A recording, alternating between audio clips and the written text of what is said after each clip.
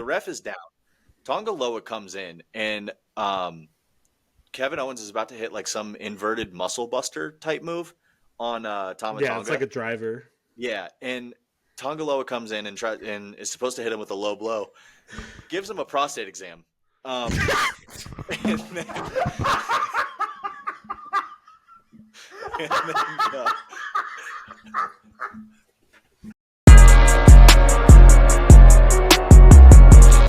Now we shooting. It's my favorite bloodline member. Yeah, the nasty rivalry with Honolulu Hank the other year. IMFT.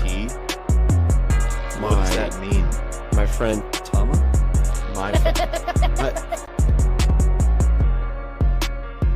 That's what Tag Me In is all about. Welcome in, everybody, to the Tag Me In podcast, episode number 16. I am Zach. I got Devin. I got Elijah. We are coming off of a fantastic weekend of wrestling, and I am so excited to get into it. Devin, how are we tonight? Oh, we're doing well, man. I mean, not what the predictions I was hoping for, but hey, still first place. So first place Dev is in the house tonight. Let's go, boys. I'm about to leave. I'm about to this leave. is ridiculous. 30 seconds in, I'm gone. This is ridiculous. Come on, y'all love first place Dev. He's fun. Nah, He's fun. I disagree. Did you say that? I didn't say that. I didn't say that. Ladies and gentlemen, they're just mad because they're second and third place. You know, Ricky Bobby said, you ain't first, then you last. I'm Sorry. only laughing when you choke the lead away. Meltzer Never. reported that everybody loves first place Never. Dev persona. Yeah, that only Dave Meltzer agrees, and I know that's your number one fan. Elijah, how are we? Elijah, how are you tonight? Meltzer. I wanted to start off good, you know, like I wanted it to be positive, but now I'm just in a pissed off mood because of first place Dave. Oh, look at me, Mr. Shades with no hair. He is making it it's a Actually, big... I'm doing fine. You got kind of personal there, buddy. Yeah, you know I'm doing okay. Jeez, you do not want me to go personal right now. Easy, you two. Easy, you two. We're here to talk about wrestling, all right? We're It's not all here to have love. a match. It's all It's all love. love. It's all love. Well, as I said, That's how I catch you in the ring. we had a very exciting weekend of wrestling. We are coming off of Money in the Bank, NXT Heatwave, were this past Saturday and Sunday, respectively. But we are not starting there. We'll dive into all that later. We are starting just how we start every single episode. We are going to jump into our icebreaker. And for those of you that may not know, it's been a little while since we explained this.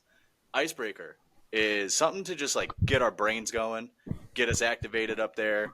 A nice way to ease into the episode for us. And the whole catch with this whole thing is the other two are not prepped on what this question is. It is a question that is presented to us, and on the spot, we come up with our answers. So, with that being said, Elijah had the pleasure of coming up with the icebreaker for us this week. So I'm going to pass it off to him. Elijah, take it away. You know, so I had a couple ideas I was floating around, but this is going to get your brains going for you guys, people at home as well. My icebreaker is, what is a wrestling unpopular opinion that you have?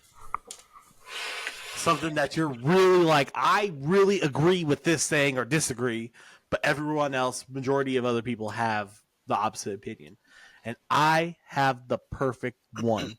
So outside of the podcast, we're talking about like some wrestling themes and everything. And it got me thinking. My unpopular opinion is this fire, CM Punk's old entrance, WWE entrance, is better than Cult of Personality. Now, listen, I love Cult of Personality. That is no shade against it at all. It is dope. But in my personal opinion, there's just not only nostalgia, but just it fit him so well to have this fire as his wrestling theme. So if I'm going to get hate for it, I understand. I do not care. There's nothing that you can say that can change my opinion. This fire is his best theme. This fire is a fantastic theme song, and I'm not going to lie. Like, I do miss listening to that song with him walking down the ramp. And I'm a big Cult of Personality guy. Like, Cult of Personality is one of my favorite wrestling themes. of all time, but this fire is just as good, if not better. I'll jump in here with a unpopular opinion. I know that the idea of an I Quit match is supposed to be good, but we've talked about this on the pod, I believe. I Quit matches are kind of the most predictable thing of all time, because in order for a babyface to lose an I Quit match, the heel quite literally has to be threatening a family member, has to have a gun to their head, literally tied up to a ring post with a chainsaw, and it's just some form of just otherworldly punishment, and it kind of flows into a last man standing match as well. And I think back to the most recent example of Shinsuke Nakamura versus Seth Rollins. Like, Nakamura literally pushed this man off of a platform onto a cement floor, whatever. We all saw. But the offense that Nakamura was hitting in that match, and then for the match to end with a curb stomp, and then I think it was a Falcon Arrow through a table, and like Nakamura couldn't get up from that just because he's the heel. Listen, the matches are very entertaining, and I enjoy watching them, but it's a foregone conclusion on who's going to win, I'd say 90% of the time. Also, on top of that, I don't like the pacing of those matches, since you bring that up, because it's like they do a big move and they just, do you say you quit? Shoves the mic in their face and you just, screw you.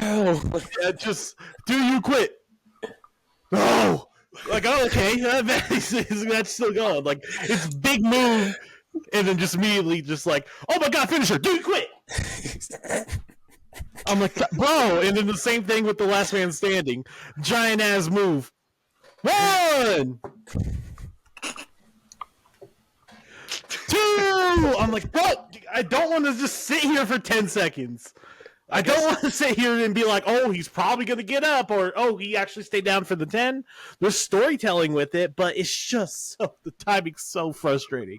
Another example, I guess, of technically the babyface losing was SummerSlam, Roman versus Brock, from a couple of years ago. Like, it literally took a pile of every chair in the arena to keep Brock Lesnar down, and it's just like Roman Reigns, the Usos, and every fucking chair in the first 7 rows. Exactly. So it's like I enjoy the matches, and they're brutal and they're hard hitting and like they're entertaining, but they're not, like you said, the pacing is one thing, and then just we know going into the match, like, how this is going to play out. But that's my unpopular opinion. Yeah.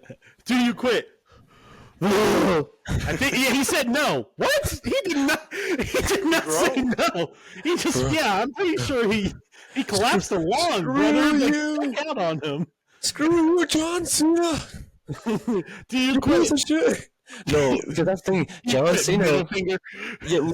Dude, John Cena was the king of the last man standing and I Quit match. Dude, I swear to God, I think we talked this before a couple weeks ago. John Cena's never lost an I Quit match. This man could literally, turn him off the building. Do you quit? He's like bleeding out of his fucking mouth. Yeah. No.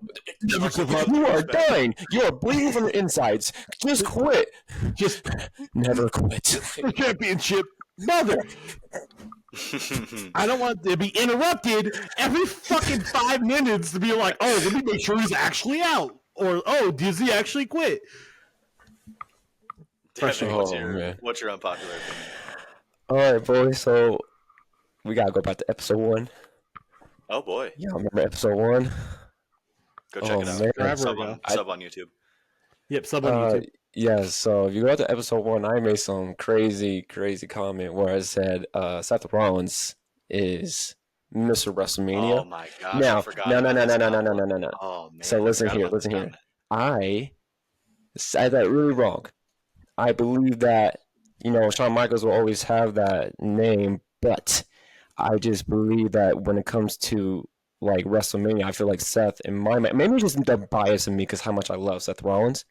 He just shown, like, for me, like, he can do it all at WrestleMania. Like, do y'all remember Shawn Michaels did that cash-in at WrestleMania? Do y'all remember that? All right, no, he didn't. Because only Seth Rollins did that. Shut up, he had plenty of time. He had plenty of time for that.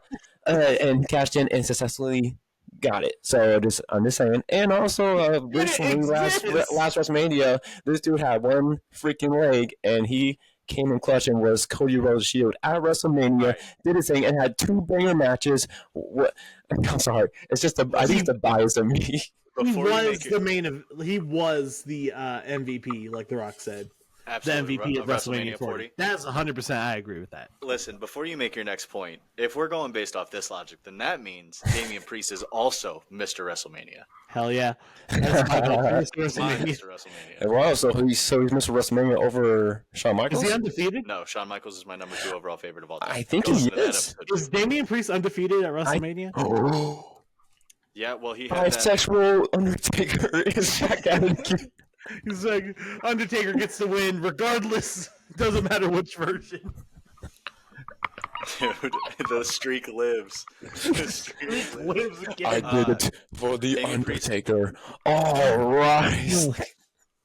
Damian Priest had that wonderful WrestleMania match against The Miz with the zombies on the outside of the ring. Oh, we all remember that. That was really, really good. And that was a thing too. I killed The Miz. That's crazy. He got the dub and killed him.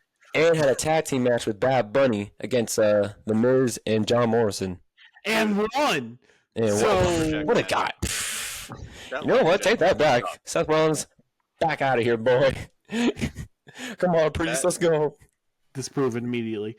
The Pandemomania WrestleMania was so bad. That lumberjack match with the zombies was one of the worst things I've ever seen in my life. All that for a movie that wasn't that good. Dude, so bad. That was so bad, bro. And that's not an unpopular opinion, brother. That just flopped. That's bad. Dude. That was so bad. If you like that match, go home. It wasn't a good movie, and the match wasn't good either because, yes, you're going to have zombie lumberjacks. Because I thought it was super interesting because I was like, they're having a lumberjack match? Okay, like, I haven't seen that. I hate lumberjack matches. Yeah, I'm not a big fan of it either, but I was like, you know what? I'll see. It's been a long time, so I'll see. And then all of a sudden, like, you see the atmosphere, and you're like, what the fuck? And zombie comes out, and I'm like, the whole thing was. So if I get thrown out the ring, am I going to get my brains in? Literally, I was doing the CM Punk meme where he's just fucking. The whole time.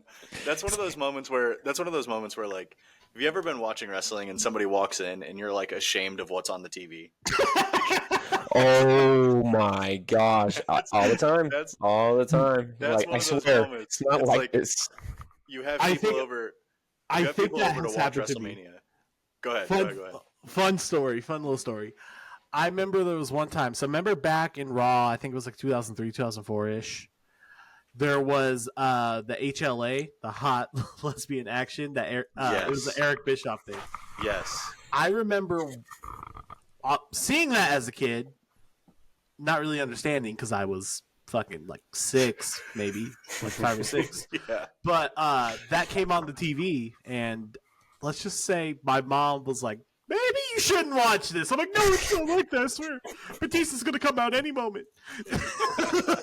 You got to look at Edge. And then Edge does something crazy a couple years later, but that's Edge. That's getting ahead of myself. That's one of those. That didn't happen at that point. But I just remember HLA, and then my mom's like, the hell? Maybe we shouldn't watch this. I'm like, no, but Rey Mysterio. John Cena's about to come out, I swear. I saw him Dr. Thugonomics. Suck it. Like, yeah, let's turn those. Let's go to SpongeBob. Like, no, Mom, no. Well, it's just a gesture. Dude, my fiance, Kayla, she likes to clown on me for being a wrestling fan. Like, with the hot tags, they're over here like, and like she likes to make fun of me, like, oh, I'm so tired, I can't move, I can barely move, I can barely reach. I'm over here like, you suck. Like, can I just enjoy the excitement? Like, he's about to make a hot tag. Yeah, come on. And then Zach told me to let her watch the JBO versus John Cena I Quit match. Yeah. And she said, turn this off. What is this? Like, this is my wrestling. Yeah. Man, oh, yeah. Yeah. 2 ends of the spectrum. All right, that was a good icebreaker. That spurred a lot of conversation. We dug deep into the well of memories there, so I really enjoyed it. We really good job, did. Elijah. Bravo. All right, Bravo. boys. As I said, I mentioned it a couple times already. We're gonna go ahead and dive into what we came here for. This past weekend of wrestling was fantastic. Toronto was host city for SmackDown, Money in the Bank on Saturday, NXT Heatwave on Sunday. What? Yeah, bingo, exactly. Yeah. They were I should have they were started all from the over the beginning. place. I'm sorry. No, you're good. Toronto put on a show. The crowd on Friday wasn't too good, and then Saturday they really showed up, and that crowd Sunday was insane. They So were bumping. that technically counts as an international crowd. You know, we're based in the United States here, so. But I wanted to dive into a couple matches. The opening match was Devin's guy Obafemi going in as the North American champion versus My Wesley. guy. So there was a stipulation to this match. Wesley, Obafemi had told Wesley, if you don't win, as long as I'm champion, you don't get the challenge for this title again. So this match was super hype.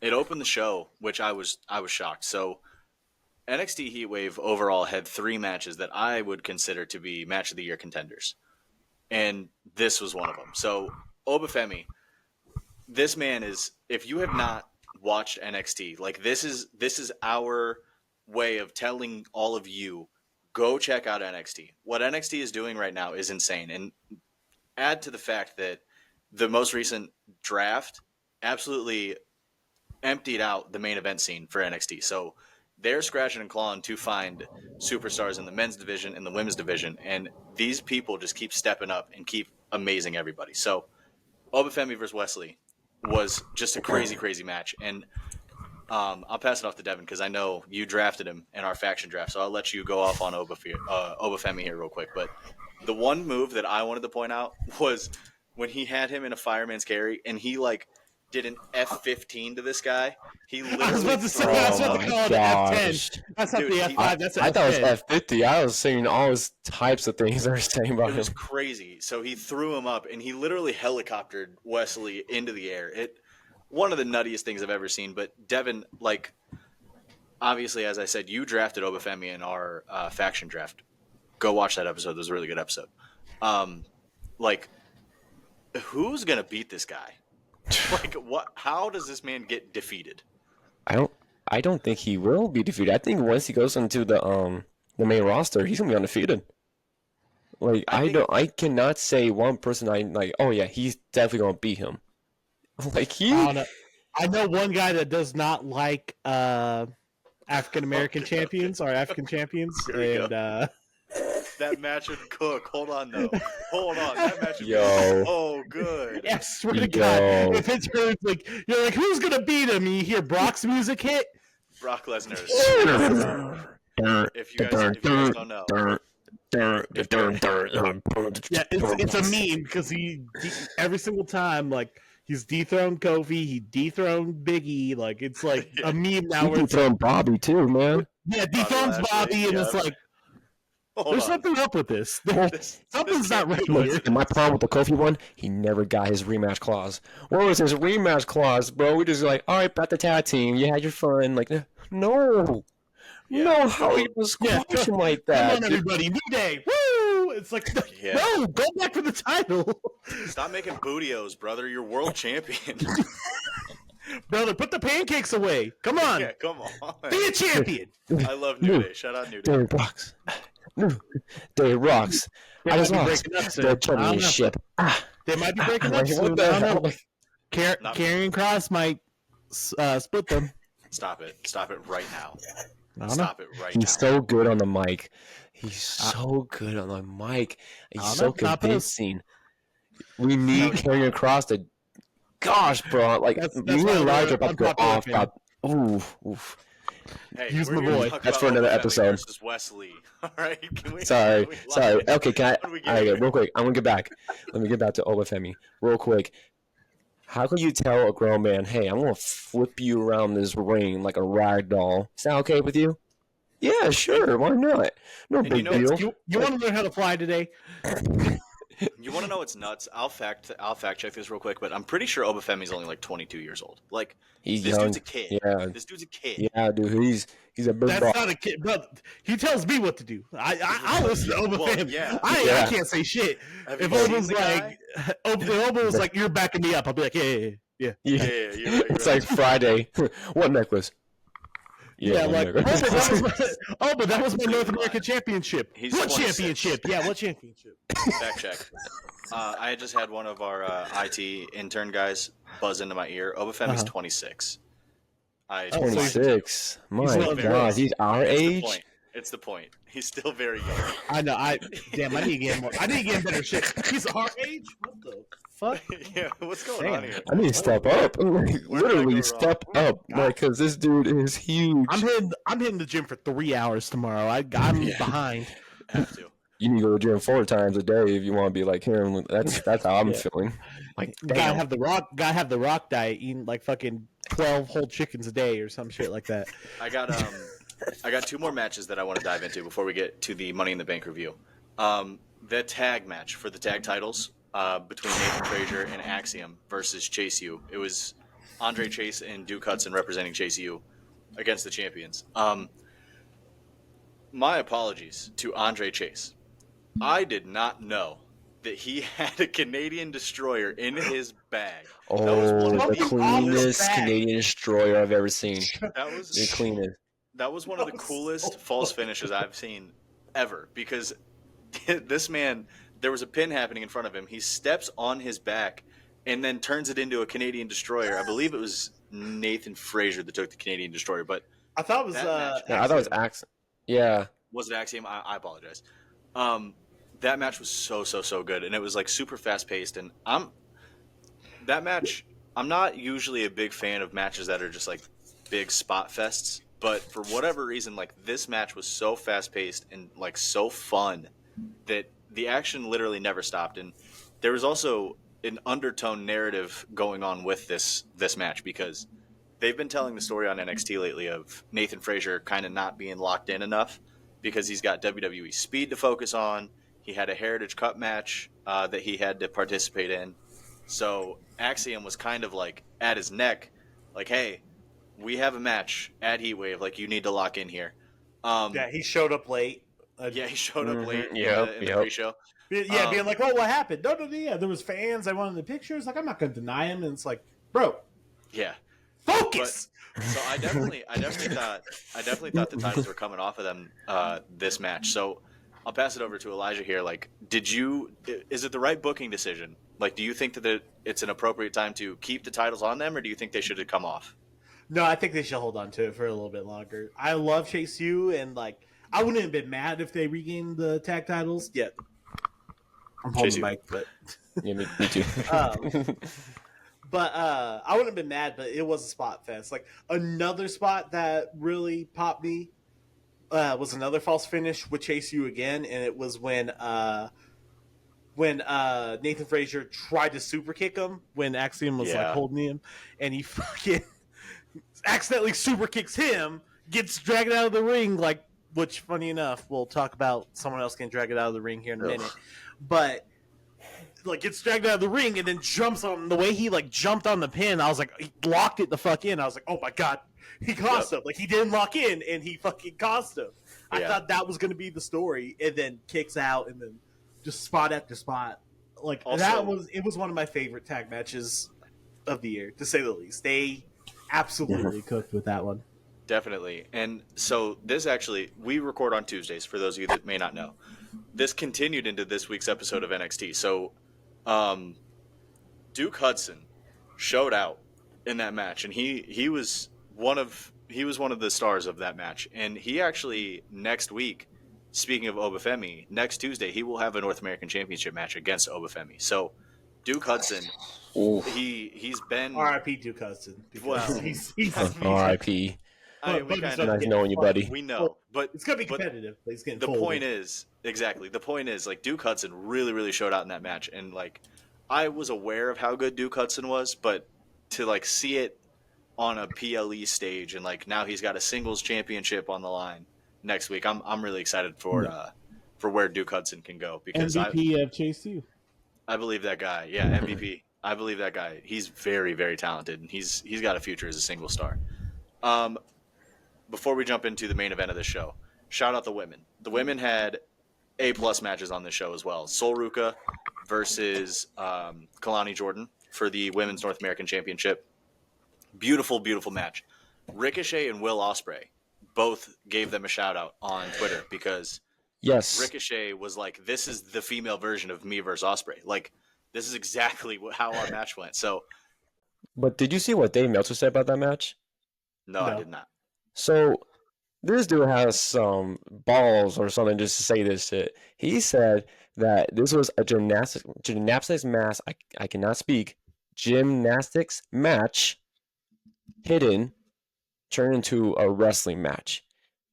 And when So ridiculous. so But if yeah, AEW did it, he'd be like, "Oh my god, 5 stars! Well, This is women's wrestling right That's here." what It's like, yeah, which was confusing because like someone put the two videos, so it had the old video of Ricochet and Will Ospreay at the bottom, they had the two girls on top, and then they're doing it's it's perfect, it's amazing, but like it's not up to his standard because it's probably not at the Tokyo Yeah. Dome. also, Because I was gonna say, I was like, I bet you, I'd put money that he rated that Osprey Ricochet match 7 stars, buddy. Is it Yeah, 7? No, I know. Oh, It's I he was like, probably he rated it 5 stars. pretty for sure. sure- So if they do it again, and he goes, "It's just a gymnastics match," that you just be a fucking hater for no reason. So, oh dude, it pissed me off. I saw a tweet. I don't know how accurate it is, but like neither of those two ladies had wrestled before they entered the performance center. Like, Isn't that crazy? What Wow. they're doing in the performance center is insanity. Like, Mhm. Sol Ruka's pulling out like springboard 450 lariats off the top rope. Like, Oh what? dude, her What finisher yeah, is insane. Oh, the Yeah, Soul Snatcher is my Soul favorite Snatcher. finisher. Oh my gosh. Favorite Like- finisher in like wrestling right honestly, like the trainers and Chef Michaels there, Chef Shawn Michaels, Chef Michaels, Yeah. bro. that he Shout kept out. that cooking hat, he kept that chef hat from like 2009 because Buddy's been fucking on He- fire with now. it. He changed his With- Twitter profile picture to that picture. Oh yeah, I love that. well deserved too, man. Yeah, See, because he's doing it. He's doing the damn thing. yeah, he doesn't get a lot of praises because it's pretty much like Triple H and everything. But hey, Which he deserves it, but Oh, yeah, for Shawn sure. Michaels for sure. is doing because like Zach mentioned before with like the roster call ups of the draft and like some people Mhm. leaving NXT and all this stuff. It's like, oh, it's kind of hard to come by talent and stuff, but he's integrating it so well, and also this partnership with NXT and TNA. Oh, He's good. also integrating well because I remember, like, I know he said a little while ago that I was like, oh, I don't want to see it often. Right now, the way they're doing it is very interesting. I am not mad with it because you are sending people from NXT to TNA and you're bringing people from TNA to NXT, but it doesn't oversaturate it. It's not like, oh my God, like, this is getting frustrating. Oh, who's the next TNA guy or girl that's going to come in? It's more organic, and I love that.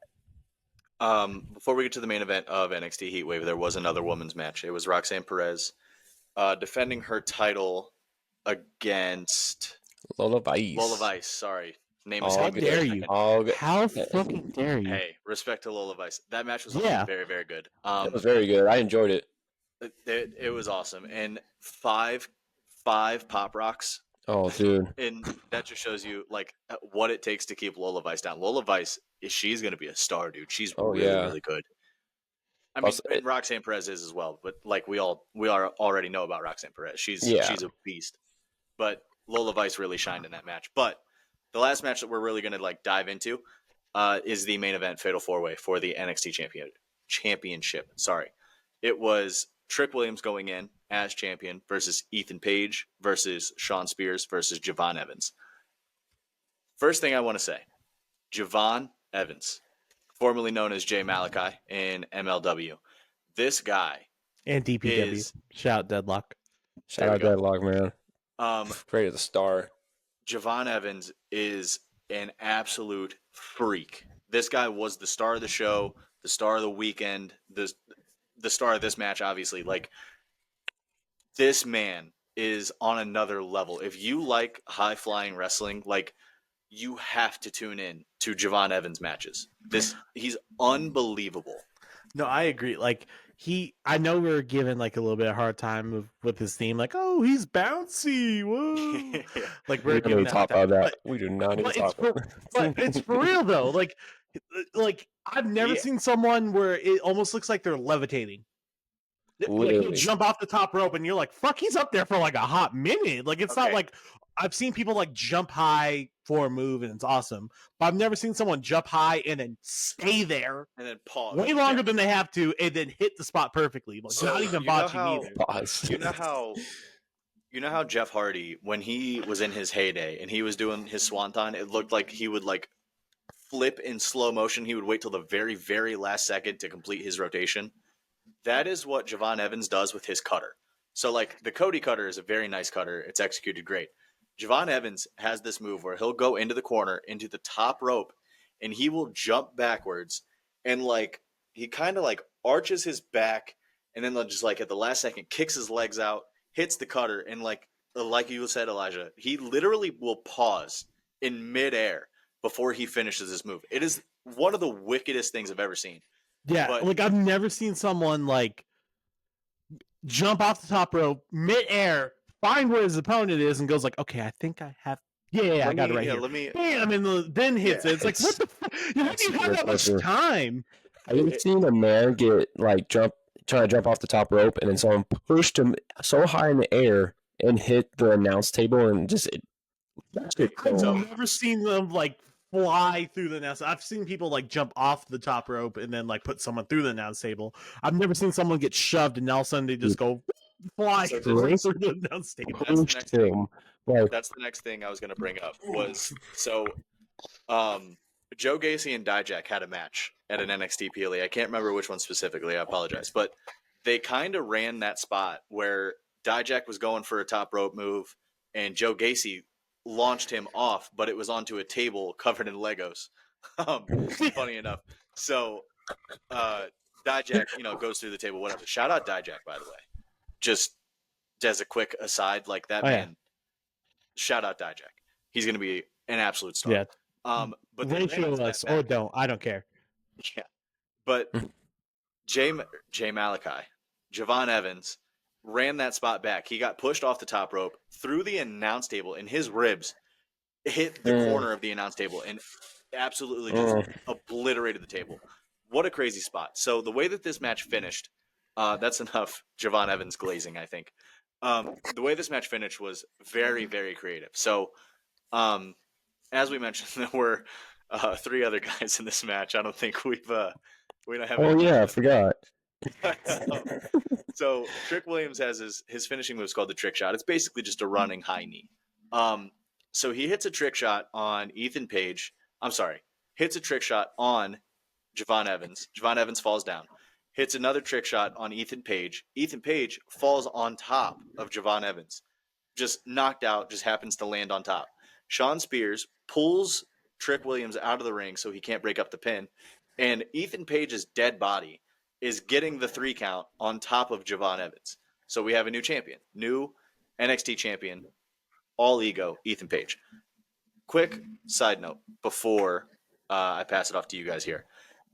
I heard Vic Joseph on commentary tonight talk about how Ethan Page is the fastest superstar to win the NXT championship following their debut in NXT history. So the previous was Kevin Owens. Kevin Owens won it, I want to say 9 weeks after his debut, and Ethan Page did it in 6. So like, Damn. shout out to Ethan Page. Nice. Yeah. And this is his second. Yeah, Oh, there you bingo. This is his second title match, and he already won it. So like, they clearly see a bright future for Ethan Page. But I wanted to talk about this match just because of mainly Javon Evans and like his coming out party. Like this is his PLE debut, and it was fantastic. But Devin, do you have anything you want to add to this match? Because this was. Are you guys familiar with Cage Fight, or is it Cage Match or Cage Fight? I can't remember. I think it's Cage Match.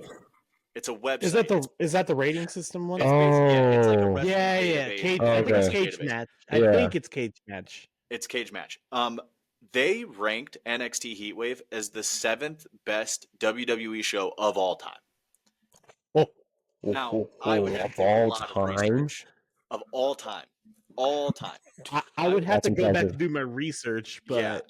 But I saw a screenshot of Cage Match, and they said that this was the 7th greatest WWE show of all time. So, like, that puts it in perspective how crazy Over this show was, 5 which is matches. We need 8 matches, bro. You got come on, like gosh, But I hate people.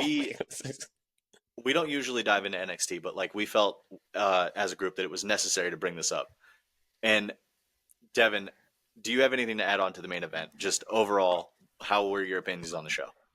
It is so far right now the greatest finish of the year, hands down. Like because oh yeah, you don't really expect. Like, yeah, I didn't expect that to happen. I just see like it's pretty much the finish. And when Trick hit on his finishing move twice, and you see Ethan just falling down, his dead body just falling backwards onto Devon, and then you see Trick getting pulled out of the ring, and you're just like, no, no, no. It was just like it's a shocker. I remember I called you right away because I thought you were. I thought Zach was watching it, and he's like, Yeah, it I was was behind. this way. I was behind. I'm like, Yeah. I want to tell someone this. Oh gosh, man. It was one thing I awesome. really do love about that too is that it makes Trick Williams still look powerful because Oh, he yeah. didn't take the pin, anything, and he literally hit 2 finishers and then got dragged out of the ring. Like it wasn't like he got like punch taken out and then like distracted or whatever. So it didn't make him look stupid for getting distracted, and he hit 2 finishers and pretty much would have had the win if like Shawn Spears was out. Which I was telling Devin this earlier. If I were Trick Williams, I would murder Shawn Spears. Like camera would turn like pan around, you'd see me like whooping his ass. But like, you cost me. So, why'd you drag me out? Let me break up the pin, dummy. This Trick Williams in this moment was so good that there was a moment where I genuinely believe this wasn't supposed to happen. Like I legit for a second thought that this was not supposed to be the finish.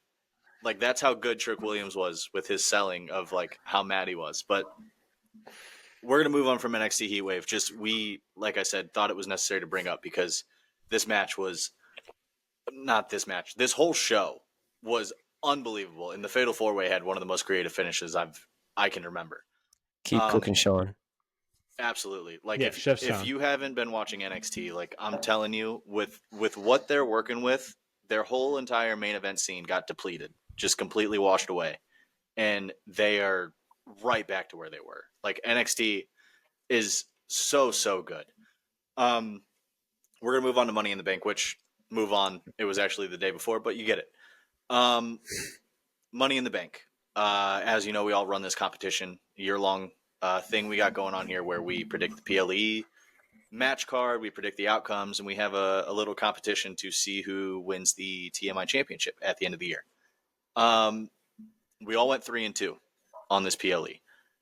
We got there different ways, but we all ended up with a 3-2 record. So, Elijah, would you like to update the people on the standings? All right, so coming in third place, it's me with 25-8 record. Oh, jeez. 25-8. It's still really positive. It's a really good record. It's really solid record. Yeah. In second place, we got Mr. Zach B with a 26-7 record. And then the reason why he's wearing his sunglasses, even though he went 3-2, the mid is Mr. Devin Groves. First place Dev is back in the building, boys. With a 28-5 record. Oh, boys, almost at that 30 mark. Oh my gosh, man, that's crazy. I can't wait till you choke. I can't wait till you choke. That's all I'll say. I'm not It'll choking. happen. Come on. It's the Chicago in you. Chicago. Oh, because the Bears, the Blackhawks. You know what? Whatever. They'll choke it eventually. Chicago's it's in your blood. Yeah, so Devin's back with his mid glasses. We love to see it. He is still in first place. So can't take that away because they're second and third, and I'm in first right now. And they do not like the fact that I am halfway through the year, in first place because they thought they were supposed to be in first place. They were talking all this crap beginning of the year. I'm going to be first place. No, I'm going to be first place. I'm just saying, between first and third place, there's only like a 4-game difference. So like you're way up there on your high horse. You better humble yourself real quick. Something bad's gonna happen. I am humbled. Just I don't think so. You're wearing sunglasses after you went 3-2. Oh, because that's my persona, boy. Whatever. What makes me so mad because I know you two man, and Elijah can't talk either because he does that same shit too. So I don't want to hear it. Not for 3-2 records. I won't. No. We're gonna dive in. Hold on. Calm down. We're gonna dive into the actual show, and we're gonna stop talking about us for a minute, okay? This was not a match, but this was probably the most important part of the show. Our guy, John Cena. He is back, but he is not. He came out. Trish Stratus introduced him, and made his way down to the ring, and right away, obviously, we're all texting each other, and we're like, wait a second, something's different. Something's off here. The last time is now is marked all over his gear, all over his towel, his shirt, and on the back of his shirt says, after this, you can't see me. It's a whole thing. So right off rip, we knew something was up. We knew something was different. So us three were all texting each other, like, what's going on? Like, is this really happening? Is this real life? Cena makes his way down to the ring, and he announces to the crowd that he will be retiring, which is something we all saw coming, just kind of dropped it on us. He said that he's got one more Royal Rumble in him, one more Elimination Chamber, and one more WrestleMania. So, like, we know that we got him, right, till at least WrestleMania. But in the press conference afterwards, he did mention that WrestleMania is not going to be his last match. WrestleMania 41 is going to be his last WrestleMania.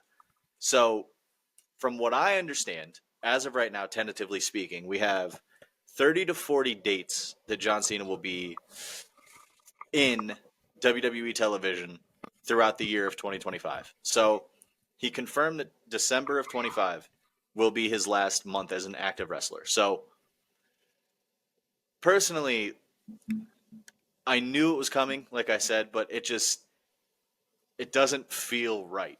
Like, it feels like it shouldn't be happening because we're all the same age here. I grew up with John Cena. You two grew up with John Cena being who he is and just the larger than life character. And it bums me out. And the emotions haven't necessarily hit me yet, but I know, like, WrestleMania especially, but it's going to hit eventually. But I know, Devin, John Cena is like one of your all-timers. I think he's either number 1 or number 2, if I remember correctly, on your top 10 list. Go check out that episode. Shameless plug. Yep. Go check that episode out. Yeah. That's why. Tell us, like, your immediate reaction when you saw his gear, because that's when it hit for me. I was like, man, like, the last time is now. Like, what does this mean? This can't be real. So tell me what went through your head there, and like, you're excited, your excitement level for this final run. When I saw the towel, I knew off the bat, like, oh, this dude's he's gonna tell us he's retiring. Now, I thought he was saying, like, he was retiring right there. So I'm kind of glad that we get a little bit more time with him. But man, when he said it, like, the kid in me came out, was crying. I wasn't like crying, but like I knew the kid in me was crying because like he meant everything to me. He's the reason why I got into wrestling. Without John Cena, I don't think I'm doing this podcast with you guys. I don't think I'm so into wrestling that I am now. Like, all social media flooded with wrestling from left to right. So just seeing him, like, I get it. Like, they have to retire one day. It's normal, but it's not normal. Well, because first off, it reminds me, we're getting old. We're getting old. So that hit a little bit. Second, it's like, this is the reality of life, man. And I just want to see him once in my life, and in person. Just one wrestling event. I don't care if he just comes up with a promo and then he's done. I can at least say I saw him in person. So it's bittersweet, man, but I'm glad we were able to get one more year with him and I'm going to enjoy that ride. I'm going to bring back that 7-year-old Devin, and just be that little kid cheering for him, acting like, yeah, that's my guy right there with the fake championship belt, and like, yeah, my time is now. I'm going to enjoy it. I'm going to enjoy 2025 with him. Absolutely, Elijah. I'm sure you feel the same way we do. You got anything to add on with this whole John Cena thing? He better retire the jorts. Like that should be like the banner that they hang instead of like retired numbers. Just you see the jorts up there. It has to be. Like I'd be so pissed if it wasn't. Jorts and but high top sneakers. Yeah, jorts, Indiana jersey. Chain gang. You better be in his jorts. Absolutely. Yeah, it's like when he gets introduced into the Hall of Fame. Not if. When he does, he better come out in the jorts. He's gonna have his own wing. John Cena deserves his own wing in the Hall of Fame. Oh yeah, no, he's literally like, because like there's like eras of like, yeah, this was the main star and this is what kept WWE alive. And like, you know, in the 80s it was a Hulk Hogan brother, eat your vitamins, yada yada yada, fuck that dude. 90s it was 90s, early 2000s it was Stone Cold, like badass SOB, like that was my number one. But John Cena was the next guy to do that. Like he was the one. Like yeah, there was the lull Cena wins stuff, but he literally carried WWE. Like if John Cena wasn't there, I'm pretty sure WWE would have died, or wrestling as a whole would have just fallen out, at least mainstream. Like John Cena literally kept their pulse, even when he was like winning all the time and all this stuff like that. And this may also, speaking of all unpopular opinions, I want him to break a record for World Championships. Yeah, it could be one day. It could be like, oh, he wins it and then gets fucking cashed it. Well, never mind, can't do that. Whatever, we'll get to it. But like it could be like, oh, he wins it like on Sunday and then gets beat Monday. I don't fucking care. I want him to like if anyone in wrestling history has earned the title for 17 world championships, that's him. So I really hope they give that to him. I know John probably won't want it, but for the fans, please, just one. Hold it for 24 hours. That's fine. Literally. Not only break the record, but also like let's run the United States Open Challenge back with the IC title. Let's just run back. Let's run back everything in his career. Like give him the Intercontinental Championship. He hasn't had that once. Don't put anybody over on the way out. Don't put anybody over. Like this is for John Cena. Like we're not putting anybody over. We're letting the king go out the king. That didn't open the show, but that was probably the most impactful part of the show as far as like the world of professional wrestling goes. All right, we're gonna dive into the matches. The opening match of this show was the men's Money in the Bank ladder match with LA Knight, Andrade, Carmelo Hayes, Chad Gable, Jey Uso, and your winner, Drew McIntyre. So, the boys put on a show. They put on a show. There were lots of crazy spots. Carmelo Hayes really, really sticks out to me in this match. He took nasty bumps. There was a Spanish fly from the middle rope onto a ladder that was laying down. He took a sunset powerbomb off of the top of the ladder to a bridged ladder. Like this man was taking bumps everywhere, and his finisher also the nothing but net, so clean. But this match was really, really fun.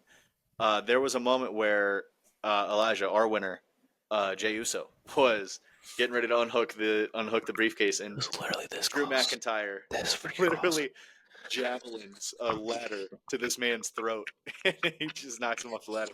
That was wicked. That was really, really cool. Yeah, I did that too. I'm like, all right, no. Like he literally had it like flip open. Like I know that also happened in the women's one, but like literally like grabbed it, started like pulled the clip, and be like, oh, he's gonna unhook it, and then you see Drew just fucking. I'm like, oh shit. LA Knight also took a couple crazy bumps. Oh, he took some crazy bumps, dude. Which is really interesting to see. I also really like the yeet versus yeah chants. Like when they're on top of the ladder. Yeah. They had a good tag team. They had a good tag team move on. I think it was Drew, I believe. Yeah. Yep. Dude, I was like, tag team. Yeah, that was pretty cool. Another person who really stuck out to me in this match was Chad Gable. Chad Gable, this is his first career ladder match. I think commentary said that like 7 times. But he really, really stuck out to me too. The one spot where he's just dangling in the middle of the ring, hanging onto the briefcase. That was really, really cool. Face first onto that mat, like it would have been crazy if he got speared midair. I'm just gonna throw that. I wish if he let go and Jay just like caught him midair as he let go, or like about to hit the ground, just like that would have been cool. Really dangerous, but. Run back the Edge and Jeff Hardy spot from WrestleMania 17 just one time. Just like I want to see that modern day one time. But yeah, so Drew McIntyre, we're not going to talk about what happens later in the night. We're focusing on this match specifically, okay? Drew McIntyre did walk away the winner here. He is Mr. Money in the Bank. Devin, is this the right booking decision? Don't worry about who you picked. That doesn't matter. Overall, like Drew winning the briefcase, do you see a logical reason why they gave him the briefcase? I believe so. Like, so this is the thing. Like, I had a feeling they're gonna do this to Jay. They're going like, if they're gonna have him win, well, no, almost win, it's like this close because he literally had it unhooked. He just needed to pull the briefcase off of it, and they did the same thing with LA Knight because, with LA Knight, he was climbing that ladder, man. He was right there, and Damian Priest took it away from him. And so they did the same to Jay. So with Drew winning, I wasn't too mad. I mean, I was mad because I picked Carmelo, but I just did not expect Drew to win. I was so shocked. But I wasn't mad about it either, just because of like how the match itself was. It was awesome. I love ladder matches. They're insane. So I don't think it was a bad booking decision, to be honest. Elijah, same question over to you. Like, do you see why they did it? Like, do you see the path? Or obviously, hindsight being 2020, we know what happens later in the night. But in the moment when Drew unhooked the briefcase, did you understand why? No, I'm not gonna lie. I'm not gonna lie. No, like because him winning, even ignoring, later on in the night, we know that CM Punk's gonna screw him over. One way or the other. That's the story. So it doesn't make sense to keep on doing that. Like, this is the first time in that story I'm like, okay, now this doesn't make sense. Like, it should have been... y'all think too much about it. Y'all, everyone's been thinking way too much about it, though, I feel like. Isn't that the whole point, though? Well, my thing is... Are you talking about the CM Punk interference? Like, with Drew, like, so... Okay, I don't want to get too... Hold on. We're not there yet. We're not there yet. Yeah, I was going to say, if you're going to dive into the CM Punk part of it... let's wait. Let me hold that thought until the match. Yeah, I'm going to hold that part. But, like, it just... Like I said, ignoring it, it's the CM Punk interference should have just happened right then and there. That would have made more sense because, in my opinion, the Money in the Bank briefcase is, like, pretty much... Like, I know... You don't get successful cash-ins every time. Like, there have been some times where they don't do it. But it's supposed to build someone up. It's supposed to literally be like, hey, this dude, there is a really good chance this dude, this man or woman is going to be the next world champion. Yeah. Eventually. Maybe not the next one, but they're going to be a world champion within a year. So to have Drew in it, I just didn't think he needed it. He doesn't. It just didn't make sense. Like, I would have rather, like, Carmelo win it, and then Devin can gloat because then he'd have been 4-1, yada, yada, yada. But at least I'd be like, okay, Melo in the Bank, that makes sense. Or, obviously, Jay, I think, would have been really awesome. But, like, even Melo in the Bank would have been like, hell yeah. Or Andrade, because he was also, like, really carried this match, too. He always does great in ladder matches. Yeah, for sure. Him and Melo were definitely the stars for this one. But it just didn't make sense to me. Like, it really, like, it was kind of frustrating. Like, when I saw Drew actually win it, I was like, like, it's okay. Like, it's all right. I had him with one of those with the fucking Cupcake Warrior. Like, it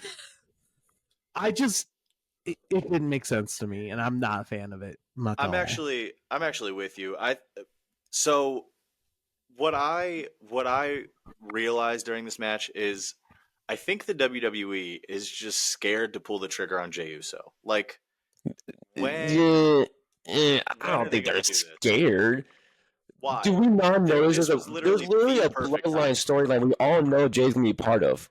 Let's but he's not No, currently. dude. but then We have the Royal but, Rumble. We have the Royal hold Rumble on, in February. We have plenty of hold time on, for Jay to do something though. hold on. But that went into my booking prediction because I was like, if he wins the briefcase and it's not like he's gonna cash in right away.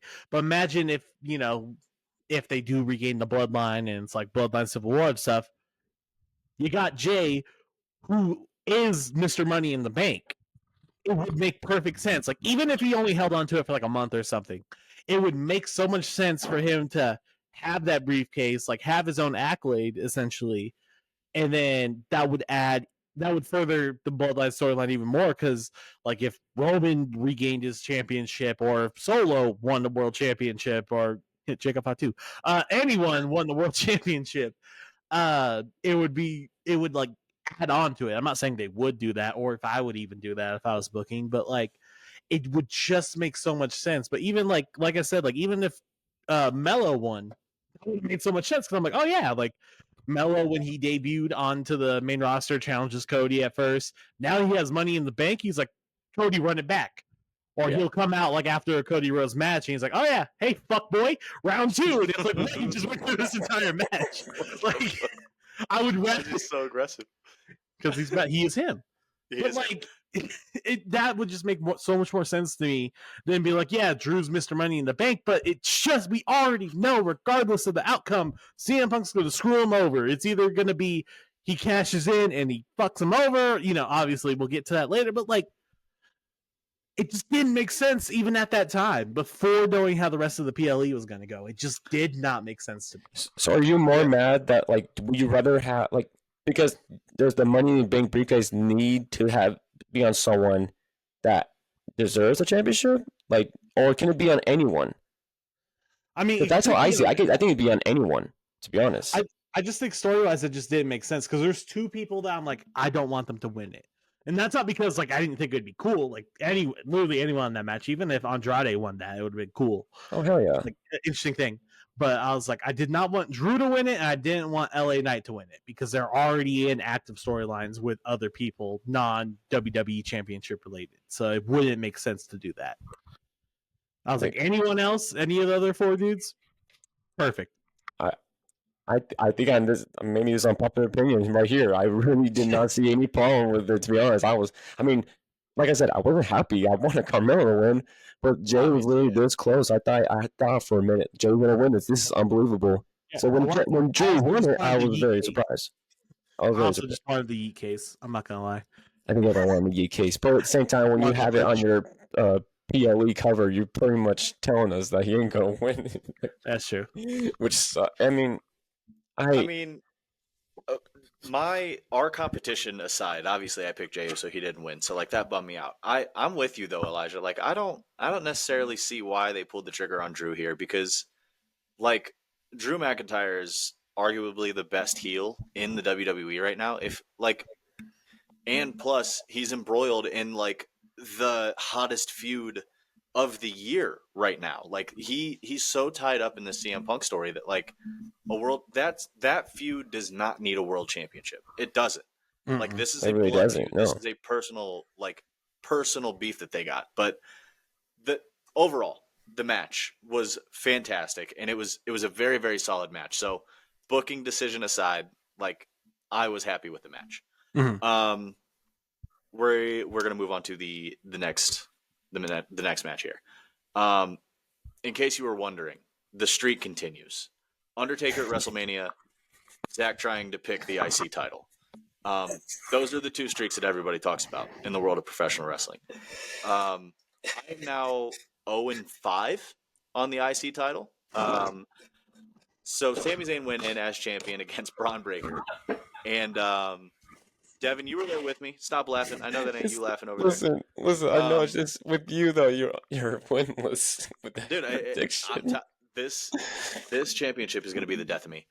But it's literally going to ruin your chance of winning if we're going like. Sami Very Zayn went in. nice. That's why I against come Braun in Breaker. second place right here. It's this gonna is be an honestly- IC title. That's gonna be. It was honestly a very underwhelming match. I was expecting these two to have match of the night quality, but it was very underwhelming in my opinion. But it was good nonetheless. It wasn't a fantastic match like I was expecting, but it was a good enough match. Sami Zayn went in as champion, and he retained his championship against Braun Breaker. So the Sami Zayn match versus Braun Breaker was underwhelming to my expectations, and obviously, I don't know how to predict this match or anything involving this title. So obviously, I picked Braun Breaker. Whatever. Zach L again. LOL. Devin, you also picked Braun Breaker though, so Yeah. I'm not alone here this time, which actually makes me feel a little bit better. If you have anything to add, go for it. But we're gonna pass it over to Elijah to let him have his moment in the sun here. So just like how you guys were kind of like confused with the booking for the last match, I was confused. I thought for sure that they were going to pass it over to Braun. I was so like 100%. I was over here wolfing the last episode. Are you? He was supposed to win. He was supposed to win. And no, literally, when he hit that Helluva kick, I'm like, wait, just one? That was another two. He only hit him with one Helluva kick, and he was done. I Like, was oh, gonna bring that up, brother. actually. I was Brother. gonna bring it And there were no Nothing Braun against Sami Breaker Zayn. spears. Nothing against Sami Zayn. I enjoyed the match. I had no problem with the match at all. Now I know how. Dude, Yeah. I look at that match like, so this is how Zach feels? This is Yeah, how Zach dude. feels. This This title freaking sucks. Like, can't get it. I'm Mr. IC, you know. Mr. Mr. I. Right, I'm Mr. at the third place too. Mr. International over here.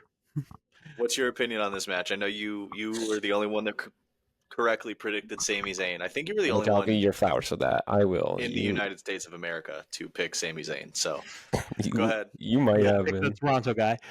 No, he's not Toronto. He's Canadian. Ontario. He's Canadian. But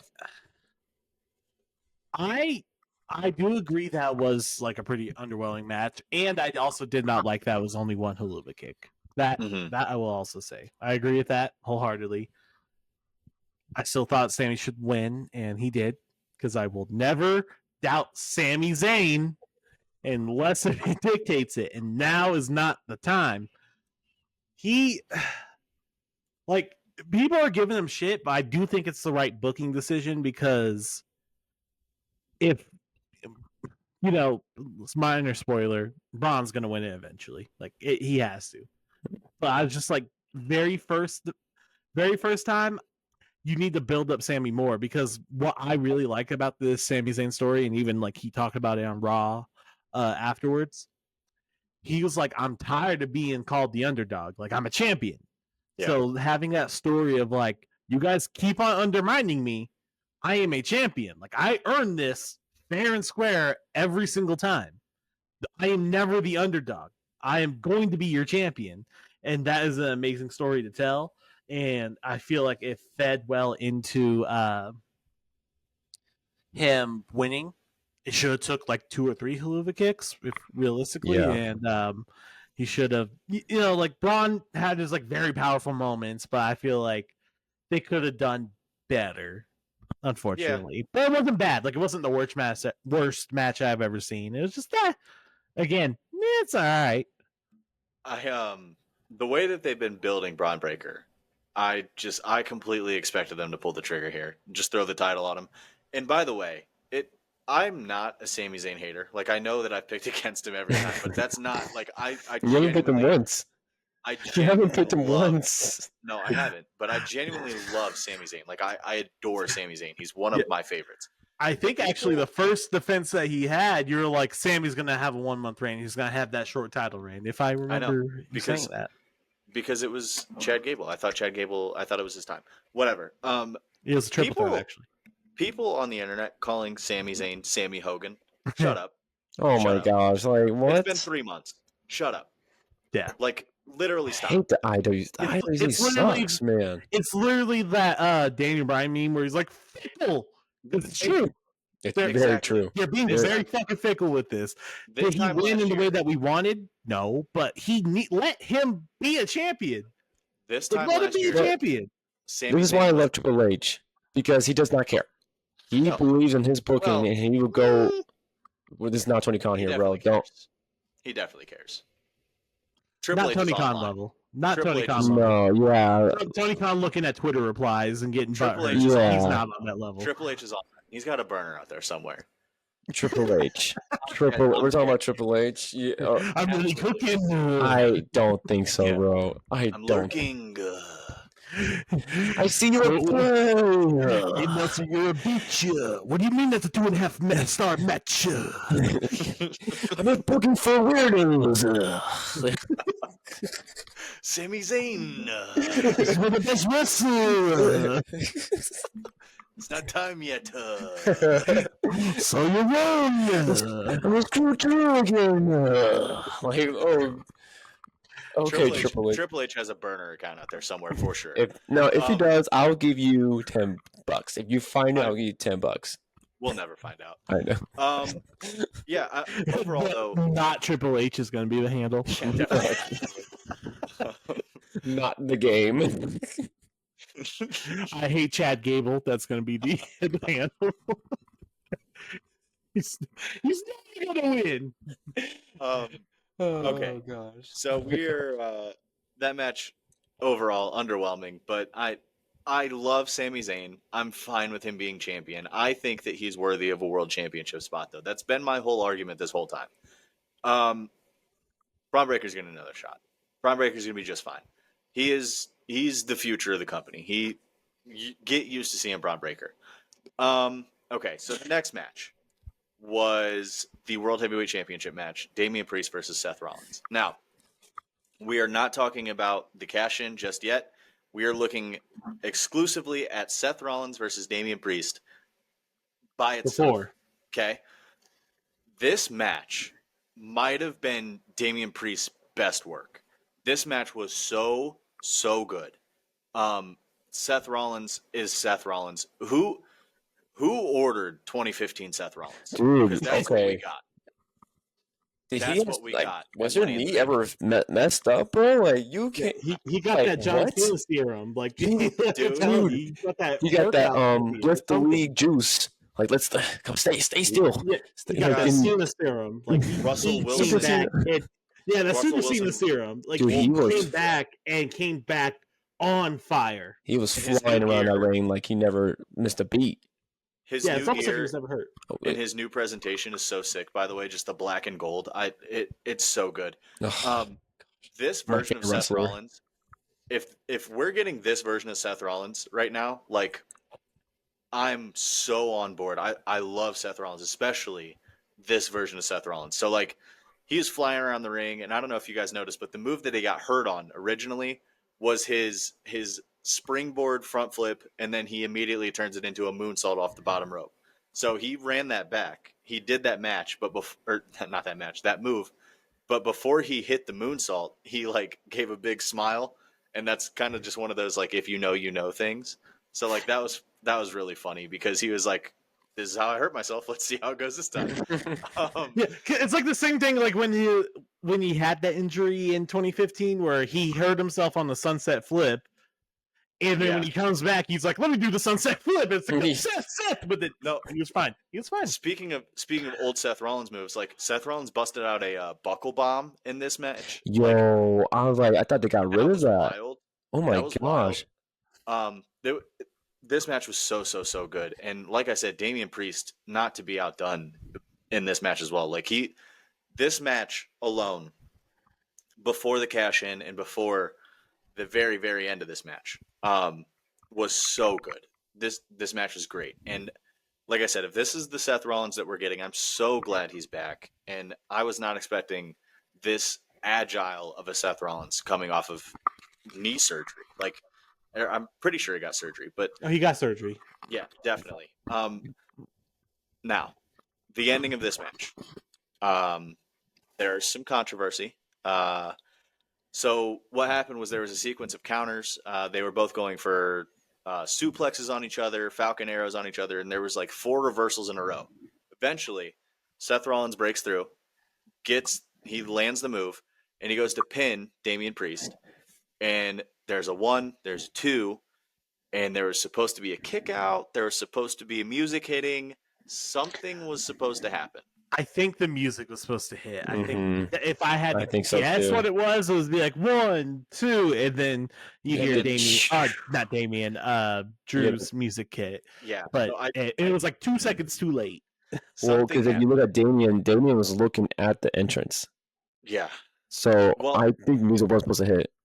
that was kind of a theme because Drew McIntyre had said like I'm cashing this in tonight. Like I will be in the World Heavyweight Championship match tonight. Like this is happening.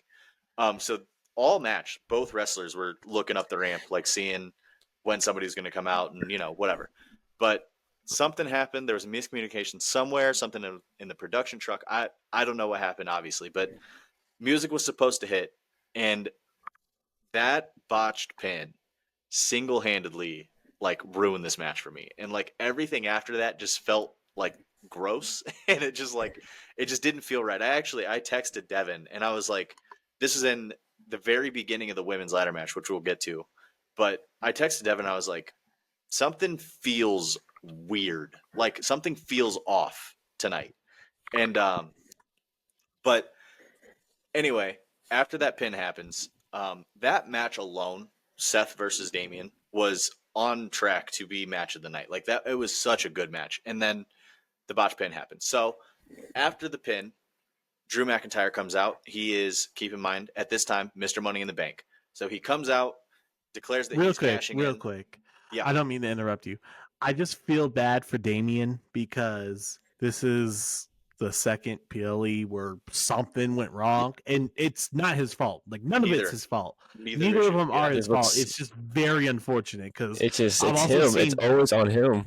yeah, it's just bad luck. And I've seen people online, like I know we keep on referring to other people's opinions, but it gives you context, like of people being like, see, this is why he doesn't deserve to be world champion. And that's a load of those horse people shit. suck. Yeah, he is a good world champion. I and you like do? his run as world champion. That is just bad luck. So I just wanted to be like, hey, not only is it not his fault, and I know this isn't the first time that something went wrong in this match that was not planned for, but it's so unfortunate. But you gotta let him have his world title shot or his world title run because it's actually good. It's really good. He's been putting on great matches. Things that, like I said, are unfortunate. It's still really good. I just wanted to throw that out there. The rope thing's not his fault. Like that was that's a casual. There was like accidents happening all day long, so that's not his fault.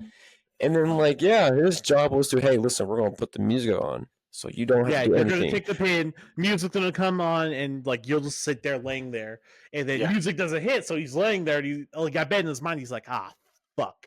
Yeah, he let it slip. There's one angle where you can see his face, and he literally like throws his hands up, like not off the mat, but he like does one of these, and he's like, "What the hell?" And he's like, "What is happening?" So like it does suck. It's super unfortunate for him. Yeah, still a great match. But yeah, go ahead. So Drew McIntyre comes out and he cashes in his Money in the Bank. So this is now a triple threat match. That's how it works. So this is. I believe Michael Cole said this is the only the second time this has happened, where the cash in has happened during the match. The other one, ironically enough, was Seth Rollins, cashing in his Money in the Bank at WrestleMania. So this is now a triple threat match, and here's the text that I referenced earlier that I sent to Devin, where the night just felt weird. This is where it like really started to like make me mad, because obviously, as you know, CM Punk and Drew McIntyre have this feud. CM Punk gets involved, and under triple threat rules, there's no disqualification. So, like, there's nothing the ref can do about it. But CM Punk gets involved, beats the hell out of Drew McIntyre. Which was an ass whooping. I actually did like I made like he looked pissed. Like he was whooping him with the chair, choking him out, and he just I'm like, okay. He looked good. He sold it well. So that happens. To be honest with you, like I kind of like zoned out after CM Punk got involved. I don't really know exactly how this match finished, if I'm being completely honest with you guys. I know that Damian Priest retains, but I was in my head about it because I was like, this is so unnecessary. Like, I get it. It elevates the feud, but like, did this feud need elevating? This feud is already at a fever pitch. in my opinion. If you were gonna have CM Punk interfere with something, have him interfere with a ladder match. Thank you. Because That's exactly what I was alluding and to. I'm like, have CM Punk. Like, if it was like Drew, no, everyone's knocked out, Drew's about to, and then all of a sudden, Punk just bam hits him with the steel chair and like yeah, knocks him out the match, and someone else grabs it. that was the way to do it, in Perfect. my opinion. I just it does a couple things. So like it ruins one of the most important and most fun plot devices that the WWE has in the Money in the Bank briefcase. So like now we don't have a men's Money in the Bank for an entire year. Like it got wasted an hour after it was won. Like that's no longer a storyline. So that sucks, but also like this feud, I get it. It elevated the feud, but like I said, you're literally just pouring gasoline onto a fire that's already ignited. And I just I don't know. I don't think it was necessary. Like the story is CM Punk says like he's never going to win a title as long as I'm breathing. Like okay, I get it. Like I understand what the story is. I just don't think that it was necessary because it it completely diminishes what Money in the Bank is supposed to be, and it upset me and it rubbed me the wrong way because Carmelo Hayes, Jey Uso, Andrade, like any of those guys could have used the briefcase to actually elevate themselves into the main event scene. And Elijah, like you said, Drew McIntyre is already there. He's gonna be, Yeah. and he's tied in with this feud. But I don't know. Personally, it just rubbed me the wrong way. Like No, it did too. Because as soon as like you hear his music, he comes out. I was like, "Well, fuck! There goes the money in the bank briefcase." Like I already yeah, know that. Like there is no surprise. Like yeah, I know like there's like predictability gets a bad rep, and I don't think it should. yeah, But in this particular case, yeah, it should get some bad rep because like you should have just had him interfere in the ladder match because then he would still be holding on to his promise of, oh, you're not going to be world champion as long as I'm here. Because then you're like, oh, you have that plot. I'm going to prevent them from even thinking he has a shot. Like, I'm going to, like, you're done. So it just didn't make sense to me when he won. And then I'm like, well, you know, he's going to lose regardless. And then as soon as he comes out, I'm like, okay, well, there's you know, fuck the briefcase, fuck the men's briefcase, I guess, because it's not getting used. It didn't all need to year. develop it more. They should just been continuous. Oh, I'm brawling with you. Oh, you're brawling with me. Hey, bitch, I'm medically cleared. Oh, then Mm-hmm. go, bam, looking. Um, Maybe a potential triple threat, but we can get to that in a second. But yeah, Devin, I know that you had some strong opinions that you wanted to share before we started recording, and you almost blew your cover. But we'll hand it to you here. Like, run with it. Were you thinking the same thing as us, or were you on the side of No. like, no, this actually makes sense? So what I always okay, so I do agree with one thing. If they were going to do something with CM Punk and Drew, just go get them at the ladder match. So I will have to say like that part, like yeah, I have to agree with that. Like we should have done something like that. But I get the story. As long as I'm breathing, you're never going to win a championship. So they wanted to like, and here's my other thing. Here's my other thing. Last year when Damian Priest had the briefcase for almost a year, we wanted that motherfucker to just throw that shit in the dumpster. We were so Well, frustrated with that briefcase. they were booking him like the Three Stooges, Yeah. So, but like and like, well, it's just like everyone was very upset about that last year. Like they like, oh, we should have just done this, or we should have done it here. But so now when Drew does cash it in and it's early, now people are upset, which I get it. But you got it's and yes, there were five other guys that probably had a chance to get that briefcase and do something with it. But I get the storyline. I don't really care that much because I just like it. I enjoyed it. I loved the feud, and yeah, you probably are adding more fire or fuel onto the fire. But like, it's the feud that like with the storyline to keep on engaging with because it's gonna build something more with it. And I think like with what was I gonna say? Like with the briefcase itself now kind of gone now, maybe for because we still have the women's. We yeah, still had the women, so we still got something to like. If it was only like one ladder match before they brought in the women's, and it was just only that one briefcase, I've been like, well, damn, what the hell? Like this is shit. But like We have at least one briefcase. I'm okay with that, and it's so we won't talk about that yet. But I will say this though: if they were gonna do that, it should have been CM Punk attacking Drew in the match. But I'm trying to understand the story. That's why I'm not really that upset. Yeah, like I get the story and like I understand that. It's just the story doesn't need it. Like the story is already like as high as it But could do you possibly stop a get. story? Do you stop a story in the middle of it? No, I'm saying stop Yeah. the story in the earlier in the night during the ladder match. Like I Okay. my Yeah. my But my issue with this is who was the biggest star in the men's ladder match? Drew like McIntyre. who was going into it? Yeah, Yeah, like like biggest Drew, star. Yeah, the Big Star, Big highest. Star. Yeah. No. biggest Okay. star in Yeah. the Drew. company Yeah. is Drew McIntyre. Like if anybody in that match did not need the briefcase, it was Drew McIntyre. Like Fair enough. No, fair what enough. Yeah. what I'm saying is like Drew McIntyre is in this feud with CM Punk and he's wrapped up in this thing, has been for months. Like put that briefcase on your pick. Carmelo Hayes. You think Carmelo Hayes couldn't use a Money in the Bank briefcase right now? Like Oh no, that's why I thought he was gonna win it. I'm not. Andrade. That's the thing. I didn't think he was Andrade's gonna a win. perfect example. Andrade's a perfect example. They got no story for him. At least if you put the briefcase on him, you have to do something with him within the year. You have That's to. fair. Yeah. So I'm like not saying you get it I wrong either. That's another thing too. Like you no, guys and have some very good points too. Like that's the thing I'm not exactly. arguing about. I'm just saying like from my side of view, like that's the thing with like so like when Tony Conway makes his booking, like I need to understand the story. But that's why I get so frustrated because I don't understand the story. I understand what Triple H is trying to do, but like with you guys saying like yeah, Carmelo Hayes, there's Carmelo Hayes, Andrade, probably one of the dark horse in the match, and then you have Jay Uso, and yes, LA Knight, yeah, I don't know why he was in that match again. I mean, For the pop. yeah, for the pop, very Yeah, much, he was there for the pop. yeah, um, but I but I'm more just understand the story. That's why. yeah, and like I said, I totally understand the story. I just don't think the story needed it. That's all. That's Fair all I'm enough. trying to No, say. fair enough. Yeah, yeah. Um, all right, but I don't know if I even mentioned it in that whole mess, but Damian Priest is still the world heavyweight Oh champion. yeah, we forgot that was a mess. That's what He ended up happened. Oh yeah, winning. by the way. He ended up winning the triple threat.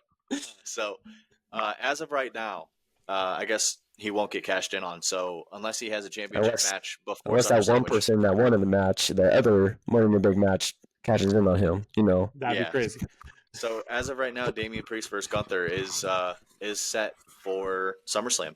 So honestly, that match is going to be great. If Damian Priest continues his streak of really really good PLE matches, him versus Gunther is going to be amazing. All right, we're moving on to what I predicted to be the match of the night, which ended up being match of the night, possibly match of the weekend, if I was being honest. The women's Money in the Bank ladder match featured Lyra Valkyria, Io Sky, Naomi, Chelsea Green, Zoe Stark, and your winner, Tiffany Stratton. Um, from beginning to end, this match was fast paced, hard hitting. Um, I said beginning to end. I don't actually mean that. Maybe like 3 minutes into the match is when it started picking up because Chelsea Green, um, this woman and her character work is so amazing. The very start of the match, Michael Cole had announced that Chelsea Green actually has a fear of heights.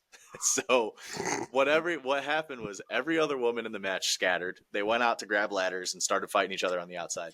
Chelsea Green's in the middle of the ring trying to jump up to the briefcase because she couldn't. She was scared to get on a ladder. That was great. That was so funny. And at the very, very beginning of this match, there was a minor botch, which made it feel like, oh, here we go. Like the nonsense is going to continue. Zoe Stark tried to do her little springboard move that she does. Completely missed Lyra Valkyria. Well, she smacked her head on the back of the ladder. That's also like, Yeah. oh god, It was bad. Well, It was a bad before miss. that, remember that move? Like, I think she's trying to slam Lyra on the ladder, and she completely missed it, and her shoulder hit the side of the ladder right Yeah, there. so So right there, though, I was like, "What the hell is happening?" the match started clunky, but this match picked up Mm-hmm. quick. So there were some crazy spots in this match. The Io Sky took a suplex off of the ladder. Like Lyra Valkyria was tied up in the middle of the ladder. and Io Sky tried to climb over her. So Lyra grabs her by the waist, and this move always gets countered. So whenever it didn't get countered, I popped. Like Lyra German suplexes off of the middle of the ladder onto the ground. It was nuts. It was clean. And then one of the craziest spots I think I've ever seen, men or women. Io Sky straight up just tombstone pile drives Zoe Stark into the ladder that was bridged, like straight up from the top of the ladder, just tombstones her through the ladder. Not Yeah. Yeah, it was. It was oh the Michinoku. It was crazy, and like Michael Cole. The video came out of Michael Cole announcing that he literally had to turn away and hide his face, and oh my god, like it was that deadly. And the highlight of the night was Chelsea Green, the hometown girl, climbing up the ladder, finally conquering her fears. Conquering her fear of heights. She has the briefcase unclipped, like literally all she has to do is lifting it up, like starting to lift it up and everything. And then Tiffany Stratton rattles the ladder, and she ends up climbing up the ladder that was set up next to it, pushes Chelsea Green off onto two tables that were set up on the outside of the ring. Chelsea Green, what a stud. Because this bump was disgusting. Perfect landing, went right through the middle of the tables. It was great. It was awesome. And there's a really cool picture that came out after the fact of like Chelsea Green just like midair, just with her hands behind her head. Like such a falling, cool moment, such a cool picture. But Devin and I picked Tiffany Stratton to win this match. So from that perspective, I agree with the booking decision. But even if I hadn't picked Tiffany Stratton, because I was leaning heavily towards Chelsea Green winning this.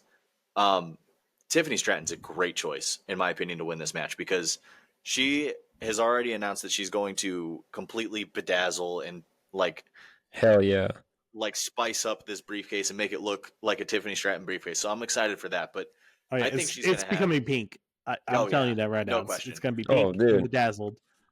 Miss Money in the Bank. I'm so excited for Tiffany Stratton's Money in the Bank run because I think that she's going to be such a good Money in the Bank holder. And as I predicted, this Nia Jax Tiffany Stratton thing, like it's a real thing. Like Nia Jax, Queen of the Ring, has a championship match at SummerSlam just like Gunther.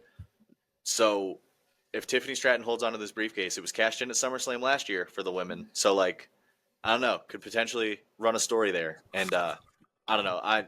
Correct booking decision, in my opinion. I got a point on the records for our little competition. So all around, I'm very, very happy with this match. Oh, Elijah, who do you pick?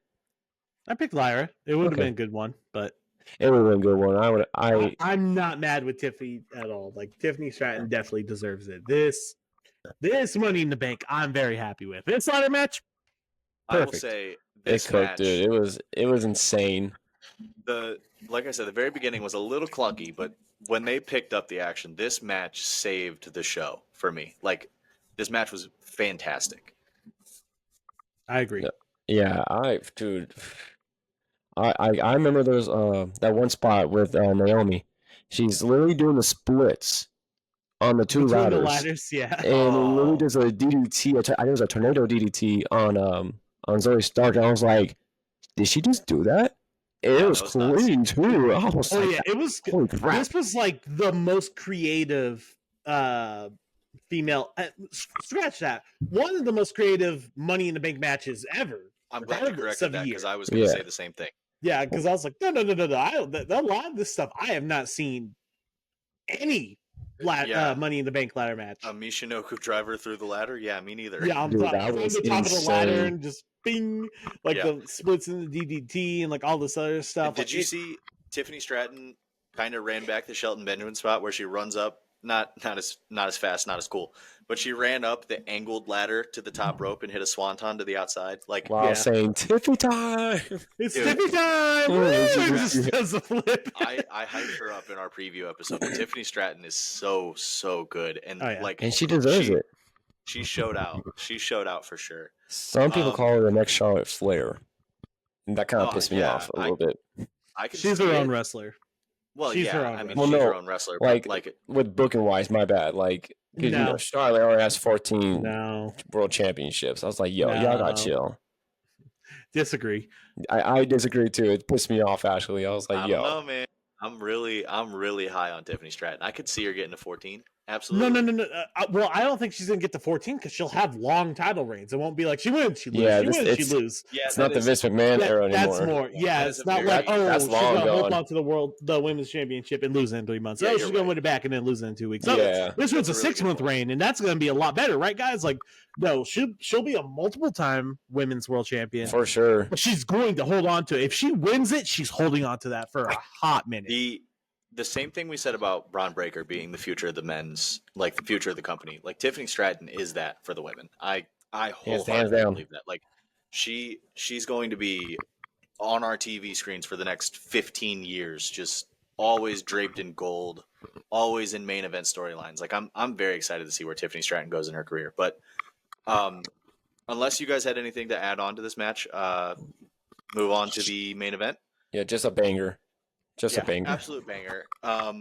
Match of the night, no question. I'm so glad that Jacob Fatu was the third official wrestler. Yeah. So I was gonna there be was mad a about moment. that, to be honest. Okay. So let me introduce the match. It was a 6-man tag match. It was RK Rhodes, as I've seen online. I've Randy not Orton, seen that. Randy Orton, Kevin Owens, and Cody Rhodes against Bloodline RK 2.0. I want that to be a trio. WWE needs to introduce the trios trios tag champion. No, please It's don't. RK Rhodes. I hate the Trios Championship. I I'm kidding. freaking I'm hate the kidding. Trios Championship with all my heart. I just wanted to RK Rhodes, and then they'll immediately retire it. So Even though, Just give it to them and that's it. So yeah, the champions, and it's done. Perfect. All right, cool. The 3 Bloodline members that it ended up being, because this was a discussion that we had during last week's episode, was Tama Tonga, Solo Sikoa, and Jacob Fatu. So apparently there was a lot of legwork that had to be done to get Jacob Fatu into the country, because he has priors, and it's really hard to get into Canada with a criminal background. So anyway, it ended up being Jacob Fatu, which we were all super pumped about. Seeing Jacob Fatu in an in-ring like match environment, I was very, very nervous that they were going to handcuff him and limit his moveset. And I don't think he was like as crazy as he could have been in what he was doing on the independent scene and whatnot. But I don't think I have those fears anymore. Like I think they're gonna let Jacob Fatu just be Jacob Fatu. Probably should mention this. Bloodline pulled out the win here. Not only did Bloodline pull out the win, but Solo Sikoa got the pin on Cody Rhodes. I'm not acknowledging Solo Sikoa. I'm not doing it. That won't be happening. Solo Sikoa got the pin on Cody Rhodes. So that's clearly going to set up a feud for probably SummerSlam for the WWE Championship. But overall, this match was really, really fun. Nothing like extraordinary happened in this match. I think it was just your typical 6-man tag match involving a bunch of main eventers. Not really important to the match, but did you guys see Tonga Loa took a bump and he hit his head? I was literally about to say this. He hit his head on the announce God. table, and this isn't funny. This is a real human. The doctor that was on site was going to check on Tonga Loa, and somebody, I forget who, flew over the barricade. Jacob Fatu, he got food. And knocked out the doctor. It was so funny. So while the wrestler's down on the side, the doctor's down as well. We need a doctor for the doctor. Michael Cole, we need a doctor for the doctor. Oh my god, that was so funny. I had one of my friends send me a meme, and it was her getting hit, and he put, that woman's going to be a future women's world champion. Just watch. That's funny. Dude, you don't remember me, don't you, Jacob, huh? Yeah, you do. So she's going to pull out the thumb. It's going to be crazy. Speaking of Tonga Loa, that was probably like the biggest talking point other than Cody taking a pin from this whole match. This man, I'm not a professional wrestler, okay? I'm not saying that I'm better than Tonga Loa, but this botch was so egregious that I don't know like I don't know how you do this as a professional. So there was a spot in the match where the ref took a nasty bump. By the way, he got like sandwiched between the steel steps. It was nasty. So the ref is down. Tonga Loa comes in, and Kevin Owens is about to hit like some inverted muscle buster type move on Tama Yeah, Tonga. it's like a driver. Yeah, and Tonga Loa comes in and is supposed to hit him with a low blow. Gives him a prostate exam. And then,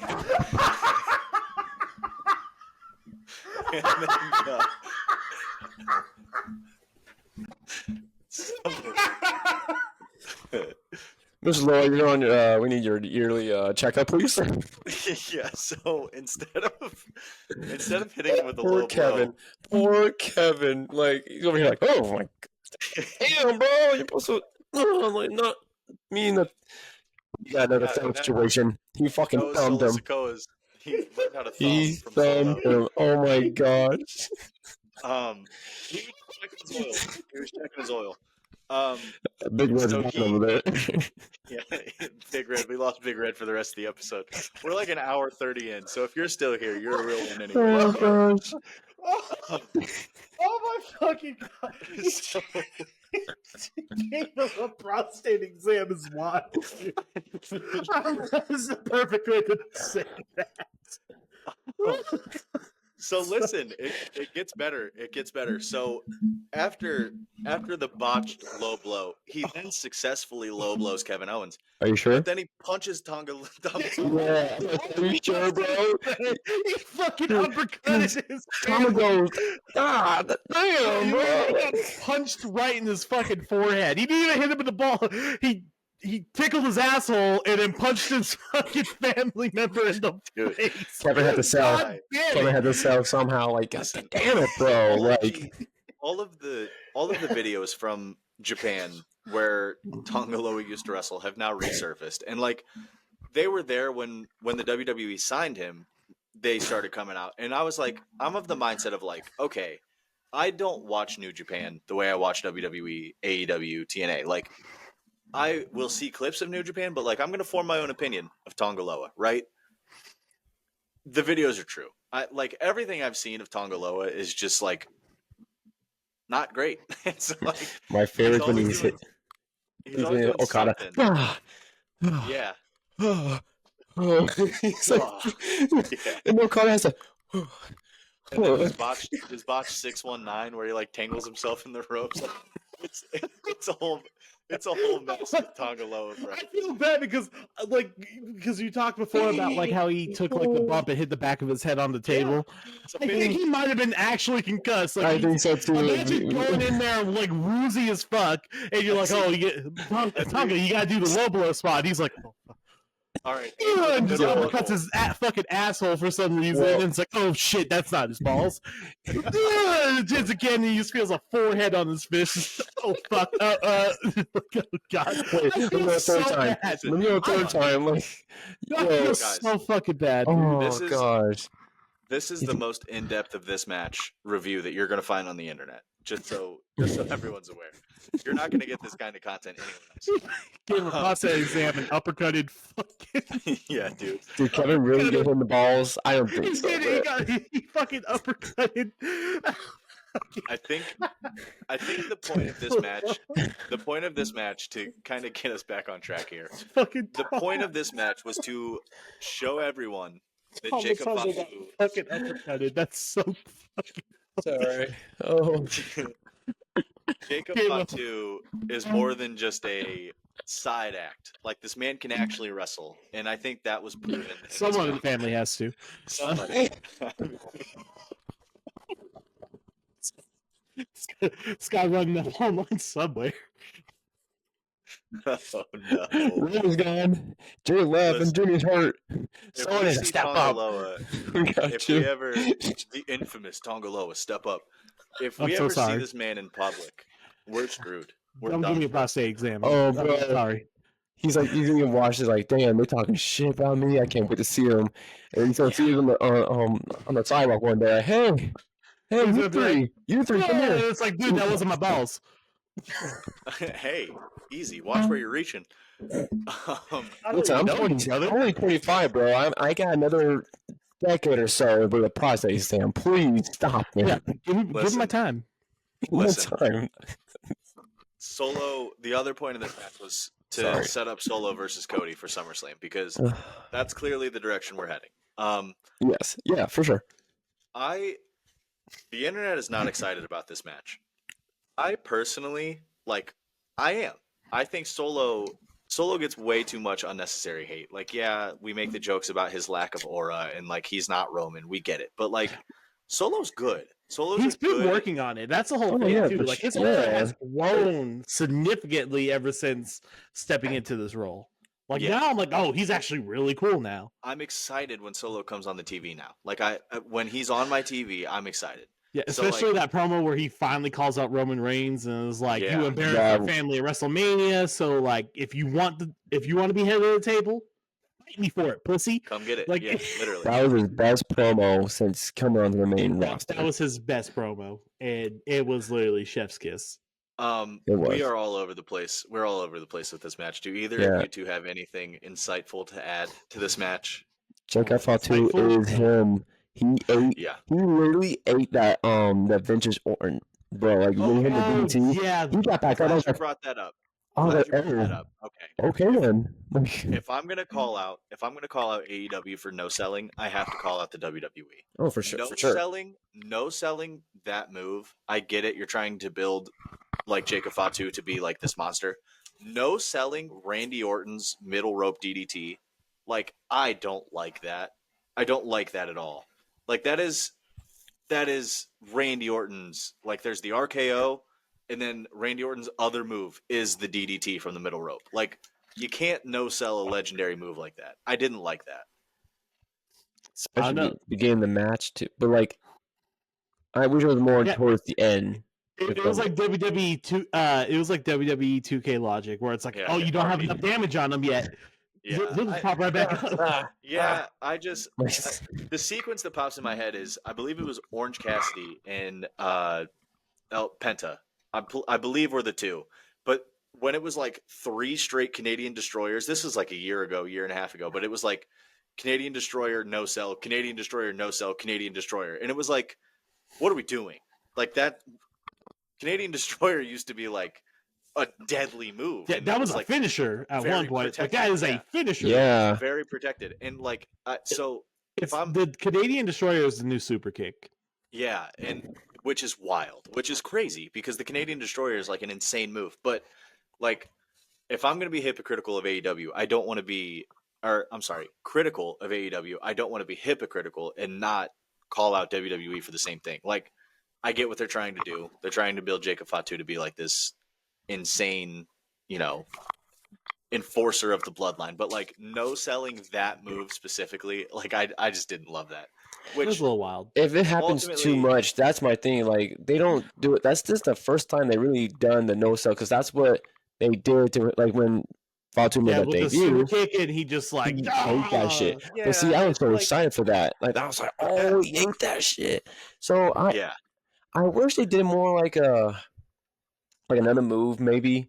Like if he would have no sold, like Randy Orton's other signature move where like on the rebound his little like body suplex that he does. Like a guy come off the rope and he just kind of like if he would have no sold that, that's one thing. But like to no sell the middle rope DDT, for whatever reason, like just I can't process in my brain that.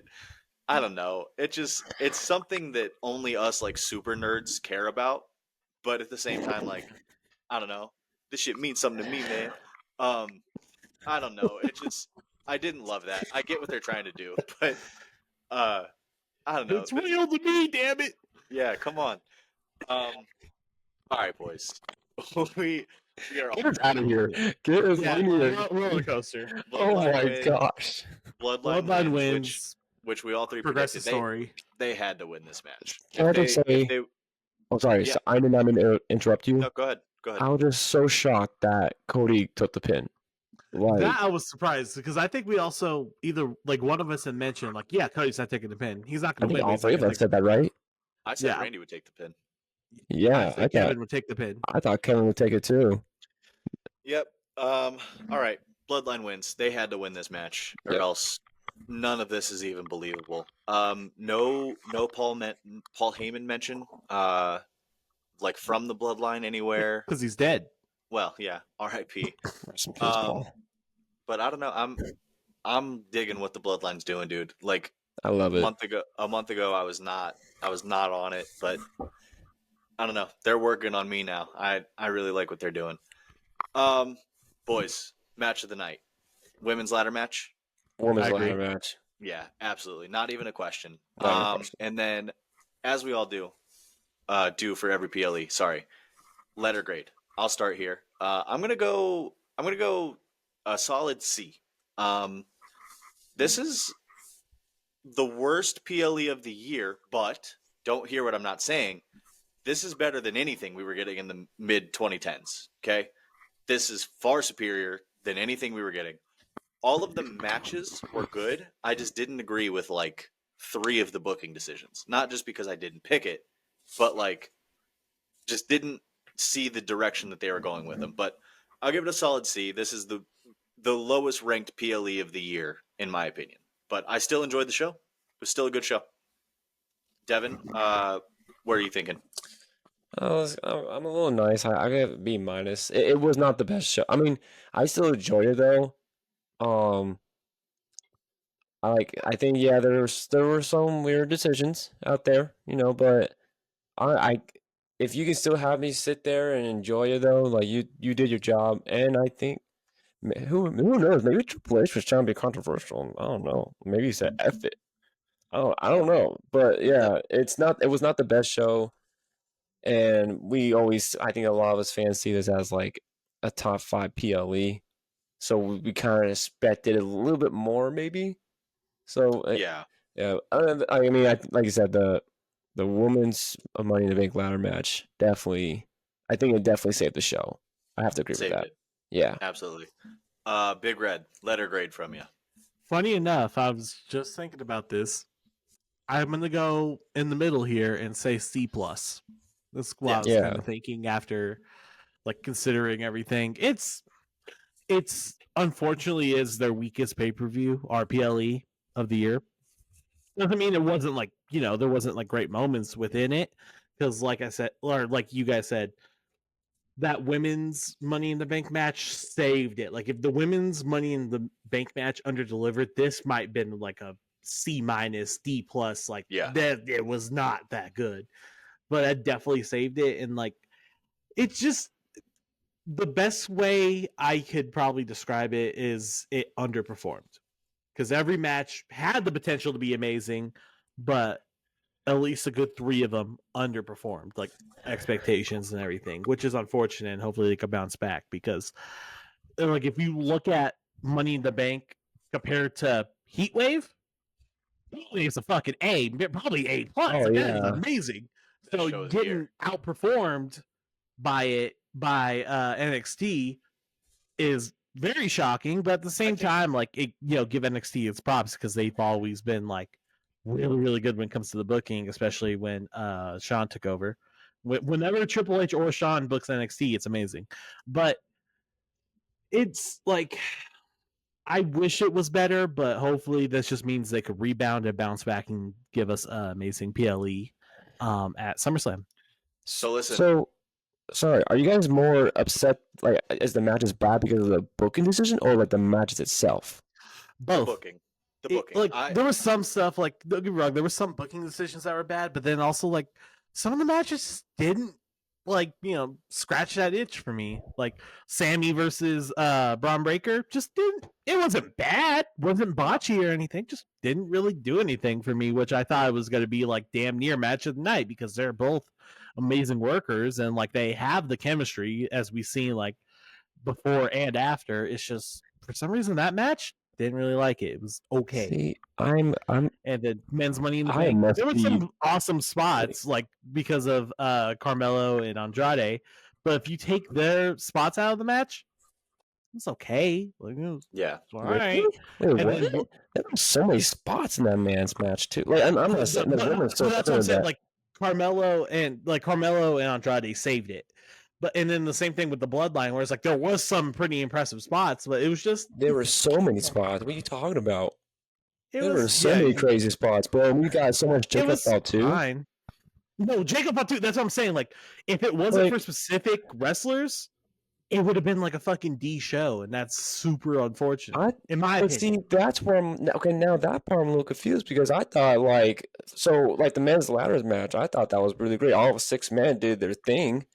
No, they did. It's just like the booking, obviously, as me and Zach went on a rant for like 35 minutes. Yeah, you guys did not like all the booking decisions. Where I'm kind of like the lone wolf right here. It just didn't.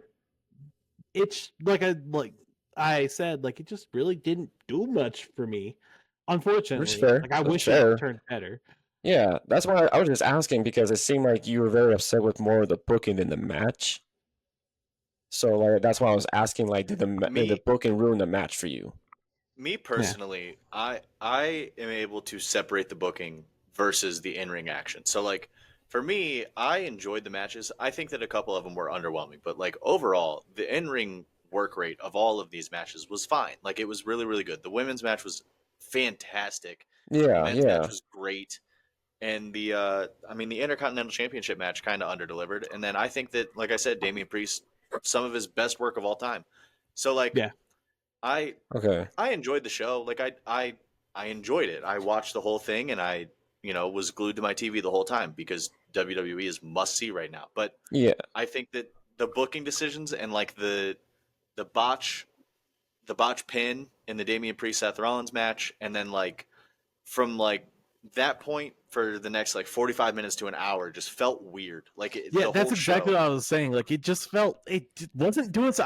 It wasn't clicking for me. I don't know why. Like I don't have like a particular reason with it. I'm just like, it just wasn't really clicking. Because like for me, it started with the men's one because the booking was the main thing. Don't get me wrong, the booking was the main thing for me with the men's one. But even taking that out, beside like there were good spots, and I'm not saying it was a bad match, but it was like, it's okay. Like for me, it started getting super exciting when the women's Money in the Bank, because then that's when I was like, oh my god, this is amazing. I take that back. It got super exciting with because Seth versus Damian was before the women's Money in the Bank. Am I correct, or is that? Yep. That one was really good because before like the botch, fantastic work. That's where I really was like, okay, this is cooking. Because like the first 2 matches for me, like I was just like, it's fine. Like Sammy and Braun underperformed, and that's unfortunate. See, now we all keep saying Braun and Sammy would underperform. Maybe it's just me. I don't know if I can be such a critic. Even with AEW, like when people say, "Oh, this match wasn't good," I go see their highlights. Like it was good. My only problem with that match was like, why you let Braun not kick out off the first Helluva Kick? I agree with that. That was my only problem with that match. Like, let him hit him with another one. Or if he got hit with 2, then it'd be like, okay, he still looks strong and like all stuff. Again, hit with 1, it was kind of like he like I said, it underperformed. Like it's like, wait, because I think we all like unanimously like he gets hit with the Helluva Kick, and it's like, oh, that was awesome. And then 1, 2, 3. Yeah. What? Wait, it's over? Yeah, that was my problem with that match. That was the summary of it. Was wait, it's over? Like they didn't even get the heat up yet, really. Yeah, like not where it should have been. Like that part was my only part in the match. Like I enjoy the match actually. I mean, because it's Sammy and Braun. Yeah, because like maybe they'll run it back at SummerSlam, and then they bring the heat and they go crazy with it. That's what I'm hoping for. I'm hoping for a triple threat and throw Ilya in there. Let's go. No, you just want Chad back in. Yeah, sorry, I didn't mean to stand that. I had to ask questions. I didn't want, because I just enjoy wrestling. I enjoy watching the matches, and I hate when booking kind of gets in the way. Like in the botch with the Seth and Damian. That's what also sucks too. I don't want the botch to ruin how good that match was. Oh yeah, I had to ask questions. That was still a high note in my of the night. I don't want to say like, oh, you guys are wrong, because no one's wrong in wrestling. No one's ever going to be right or wrong with it. I just have to ask questions to make sure I understand where you guys are coming from. So that's it.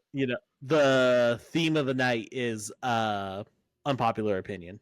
I mean, hey, that's perfect, bro. All right, ladies and gentlemen, that's a perfect place to end it. Man, we're gonna be touching 2 hours here on this episode. So if you stuck with us on this one, we really, really appreciate it. Thank you. If you listen to like 5 minutes of it, we appreciate you too. A Thank little you. less, but we appreciate you.